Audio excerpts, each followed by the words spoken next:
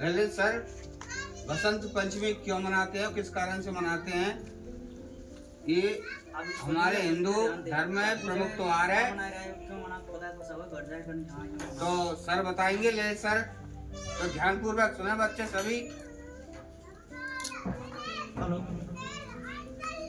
जैसे कि आपको सभी को विदित है कि आज बसंत पंचमी का हम उत्सव मनाने जा रहे हैं।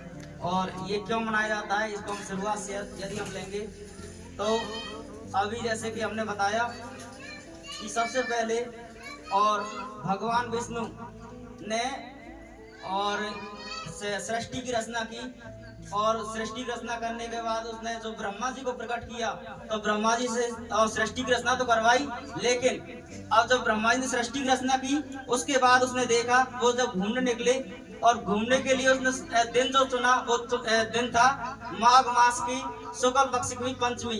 तो उसने जाकर के देखा सभी जगह पर, तो उसने देखा कि कोई भी और पशु पक्षी या मनुष्य किसी के भी आवाज नहीं है, सभी शांत हैं।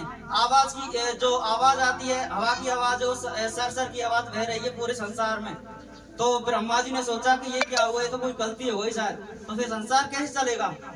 तो फिर उसने सोचा कि एक ऐसा भी कोई उत्पन्न करना चाहिए जिससे कि इसमें संसार में और वाणी उत्पन्न हो, जिससे कि ये आपस में बातचीत कर सकें। तो उसने ऐसा सोच करके अपने कमंडल से थोड़ा सा जल लिया और एक शक्ति को प्रकट किया। वही शक्ति है माँ सरस्वती। और सरस्वती के जैसी प्रकट हुई तो उनके हाथों में, एक हाथ में वीणा थी, एक में माला थी और एक में पुस्तक थी, तथा एक हाथ था वर मुद्रा के रूप में था। वर मुद्रा यानी कि वरदान देने के लिए। तो एक हाथ है वो सभी को वरदान देने के लिए है, और दूसरा हाथ है उसमें जो वीणा है, वो वीणा आप सभी को सुर और संगीत के बारे में ज्ञान कराती है। तथा एक हाथ में जो पुस्तक थी वो सभी को और ज्ञान देने के लिए है, तथा एक हाथ में जो माला है वो सभी को भक्ति करने का मार्ग दिखाती है।